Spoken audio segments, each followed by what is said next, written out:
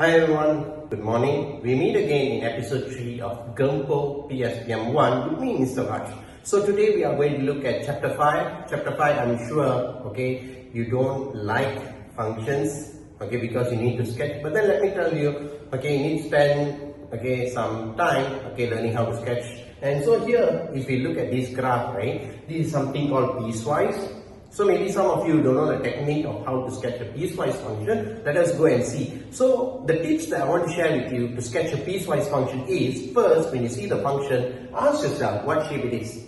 For example, this one, right, we know it's linear. So linear, there's going to be two types. One is going to be this, one is going to be this. Secondly, exponent. It's either going to be this or going to be this. So first of all, go and ask yourself which shape we're going to go and end up drawing. So first, this one obviously going to follow this. Why? Because gradient is negative, so we follow this shape. Then for the second one, exponent, since x is positive, I'm going to follow this shape. So once you have already got the idea, now what you go and do, you go and put the numbers that you see here. So for example, you got negative 4 and you got 0. These are what we call endpoints. So go and put the endpoint there. Next, what we do is we go and work out the values for the endpoint. So for example, here negative 4, I'm going to substitute. I'm going to get 15. So go to negative 4, then 15 here. So I'm going to go and put like that. I'm going to shade it, become dark. Why? Because negative 4 is included. Next, I'm going to go and take 0. I'm going to substitute here. I'm going to get negative 1. So this is your negative 1. I'm going to put a hole there. Why? Because it is not included. Since for this interval, it's a linear, so it's going to be this straight line. I just connect it like that. So I'm done with the first part. This one. And then next one is going to be exponent. So exponent is this one. Again, you go and substitute your value of 0 into the function. So this is going to be negative 1. So e power negative 1. Let me reach out to my calculator first. Because at least I'll know the exact value. So e to the power of negative 1. So you're going to get something like 0.37.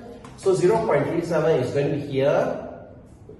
So I'm going to put a dot, this thing, y, because it's included. So for x greater than 0, actually it's not this shape, it's not this shape. I accidentally go and circle this because you see your x is positive. I've got no idea why I went and circled that. Normally in class, maybe some of you might be like shouting, "Hey you! Why are you wrong?" It should be this shape. Sorry about that. Luckily I realized. So here, since it's positive, I'm going to take this. So the shape is going to be something like that. It's going to go on. So hope, that's clear to you how to draw the graph. So now next what we want to do is we want to go and state the range. So the range here, of course, is going to be values of y, where the graph exists. So if you see here, your lowest value here, here all you got value. Here so I got, it goes on forever. So that means the lowest value going to be negative 1, not included. Why? Because it's open until infinity. Hope that's clear for you. And of course, the last part of the question is going and evaluating f of negative 1. Let me just check that question. If we got that correctly. F of negative 1, correct. So now to evaluate this, we need to see which function we're using. So if f of negative 1, we are using this function. So put negative 1, you're going to get 4 minus 1, that's going to be 3. And then this one, f of 3, if 3, now I'm using this function, so that's going to be e power. You can leave the answer like this or you can change it decimal. Hope you learned something there. We've got one more question to go. So this is question number 2, for today's episode. So if you see, I need to go and evaluate first of all f3 of 2. Since they are asking us to find 2 unknown, I need 2 equations. So we find our own f3.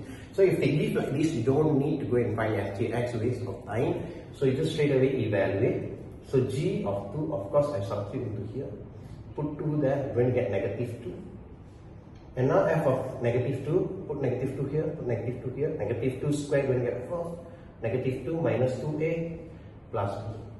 So I can say 4 minus 2a plus b. We already been told what is fg of 2. So fg of 2, the value is going to be negative 5.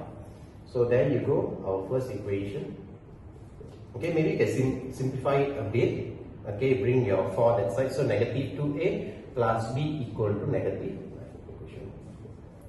Hope that's clear up until there. This question shouldn't be having problem. And then the second is we need to go and find gf of 2. Okay, gf of 2, if I remember the question correctly, gf of 2. So gf of 2, okay, I go and see what is f of 2. So f of 2, of course, is up here. Okay, so that's going to be 4 plus 2a plus b. And then I want to know g of this guy. So at the place of x, you go and substitute. So 4 minus 3, 4 plus 2a plus b.